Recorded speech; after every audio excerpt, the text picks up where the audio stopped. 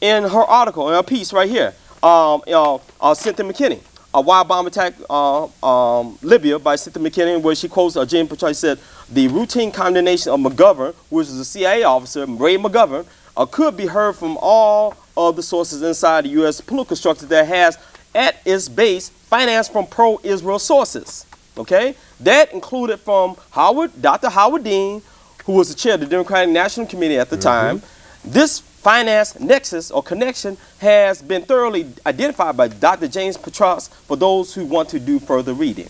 Okay? In his book, The Power of Israel in the United States. Then also, I suggest people also read Callous on My Soul by Dick Gregory, where he has a lot of interesting information about what's going on about the world and tries to teach people about how you have to look behind things, how you have to analyze what is in front of you, and those what is been put out by the propaganda machine. Okay, and the other stuff I wanted to mention also is that you have a number of groups that are trying to, like our brother Robert mentioned, the National Endowment for Democracy. Well, let's throw in Project for a New American Century. That's right. See, that's the neocons. Those are the Zionist neocons, the neoconservatives, the Douglas Fifes, the Froms. You know, what was the guy that was head of the World Bank? Okay, Wolfowitz. That's right. You see, these individuals, Irving Kristol, right. these people are part of this new group that's trying to reconfigure not only the Middle East, but they're also involved in Africa. You have Mossad assets, and he taught the Science assistant. Read Victor Ostrovsky's book, By Way of Deception. That's right. By Victor Ostrovsky and Claire Hoare. Victor Ostrovsky was a CIA, not CIA, Mossad agent, was Mossad is like the CIA of Israel. And they talked about how they developed various operations to attack revolutionaries. It was the Mossad agents who had Shin Bet. Right. That's the FBI of Israel. Right. Okay, they want you to know about that Shay or Shin Bet. That's right. They're the ones who identified Nelson Mandela back in the 1960s along with the CIA. Okay, the guy Donald Rickard, who worked for the CIA, was one of the people who identified. Now also, the Israelis were also involved in Chris Hani thing. You remember Chris Hani was involved with the ANC? Oh yeah. Okay. See, they're the ones who sent them. They're the ones who gather intelligence on different groups, and they're working with the South African government. And what people don't understand, Randy, is Israel is so deep in their relationship with African countries.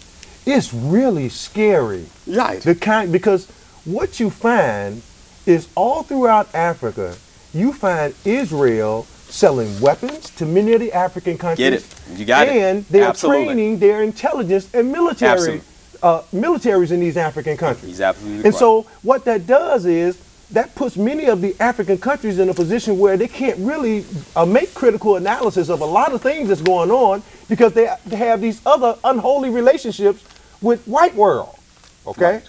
And white world is dangerous, man. I ain't got to tell black people in this country how dangerous white world is. But let me add this to what Brother Randy was just saying. For anybody, when he mentions the neocons, one of the best articles you can get that deals with that, it deals with the Brookings Institution, okay? And this comes from a very good website. This one and Activist Post, and as well as Dissident Voice, are two of the best or three of the best websites for a blow-by-blow account of what's going on in Libya. And they use this guy in particular to highlight the Brookings Institution design on what they term in a document that the Brookings Institution is pushing to, in fact, determine the policies that they're going to use to figure out a path to Persia. Right. Meaning, that's Iran. Exactly. Right. That's the bottom line is they're basically not only neutralizing Russia and China in terms of that area, because what they're really doing is cutting off their access to materials that don't exist in their own country, so that any materials or resources that they need outside of oil, which Russia has in abundance, they're going to have to go through this beast in order to do anything, particularly China. That's right. So you get this article and you see this guy here, and his name escapes me, I don't know why, but you'll see him all over your TV screen. But what they won't tell you is he's one of the facilitators of the Path to Persia. Okay? Get the article and you'll find this real interesting because he's on Channel 11, on Channel 7, the Talking Heads, etc. The Brookings Institution, you'll find him spoken of very prominently. I agree. A Chicago intellectual that I think people should go and check out, who wrote a very interesting article on Rense.com called Lies, Damn Lies, and Humanitarian Intervention. by none other than Stephen Lindman. I have to give Stephen Lindman credit because he's written some very, very excellent articles.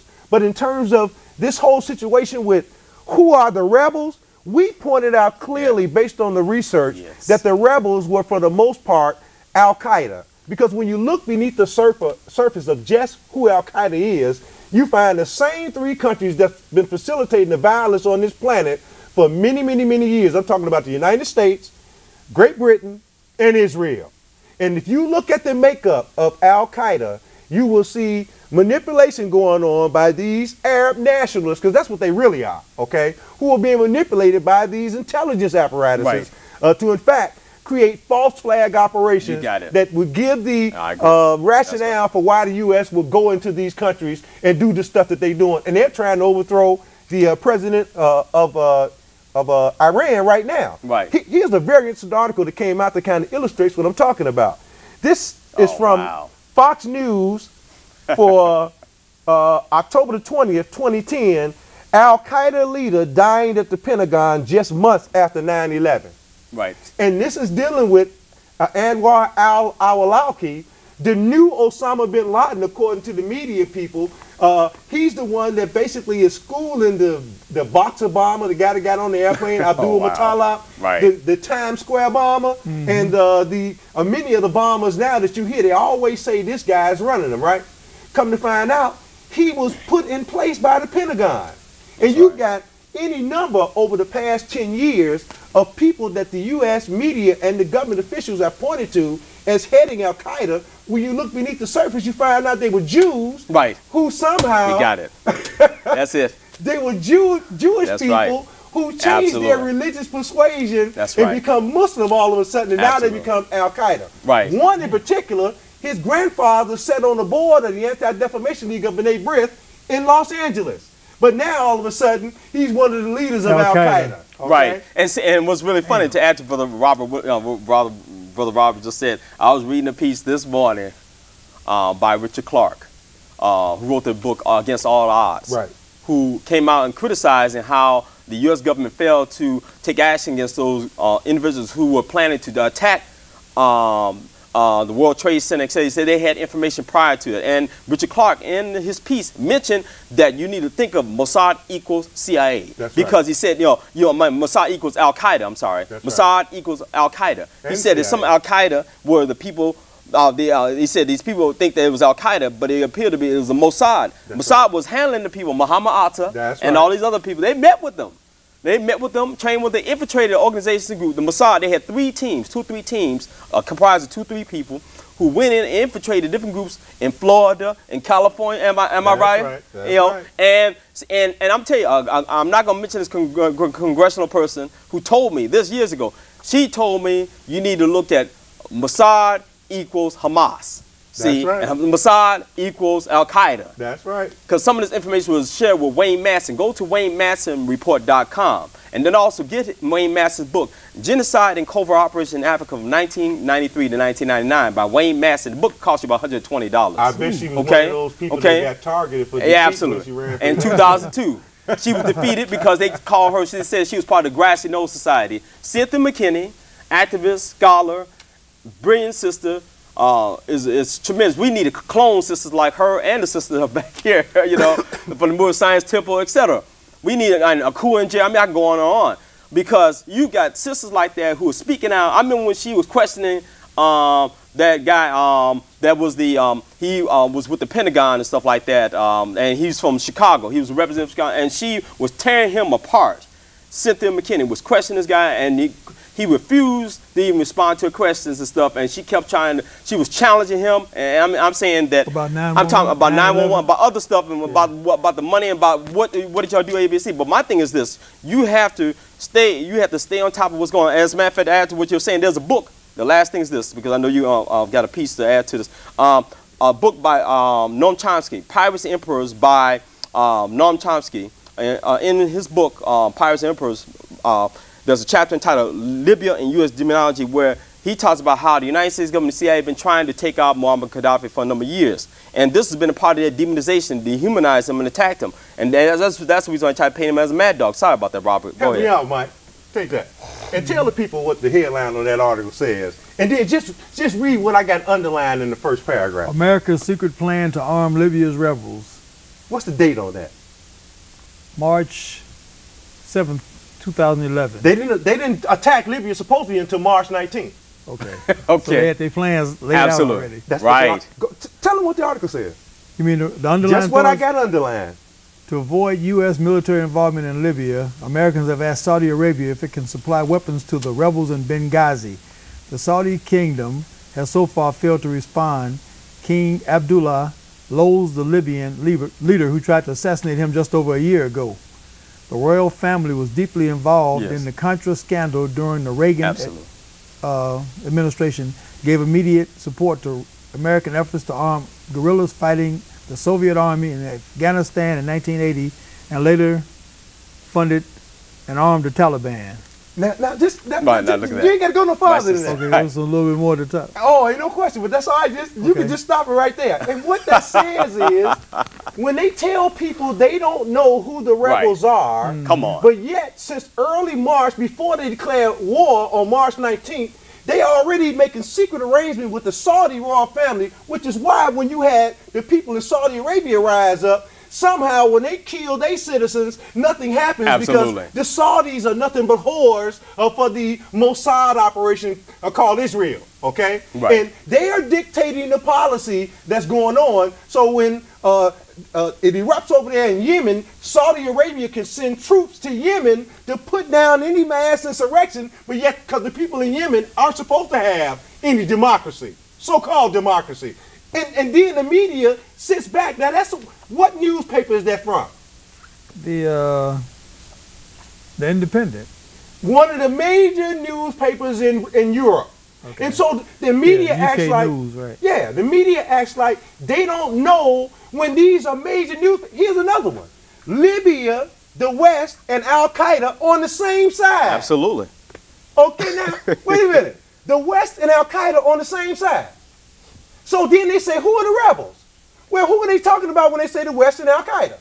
CIA and right. It goes right back to what we were talking about earlier about this country basically created Al Qaeda to use as a justification for overthrowing people's governments or to further oil the military-industrial complex war machine or their money apparatus by creating these phony wars all over the planet. I agree. They've been doing the same thing since the 1950s, and this is what Eisenhower warned about the military-industrial complex. That's right. And the thing about it, and to add to what you were saying, there's a book by Ralph Shurman entitled The Hidden History of Zionism. There's a chapter in the book, I think it's chapter 4 or 5, where he talks about, in the book, the chapter is entitled Strategy for Conquest. In the book, The Hidden History of Zionism by Ralph Shurman, where he talks about how the Israeli military intelligence establishment said that they had looked at the Arab community as a beautiful mosaic, and they had come up with different strategies to fragment that community.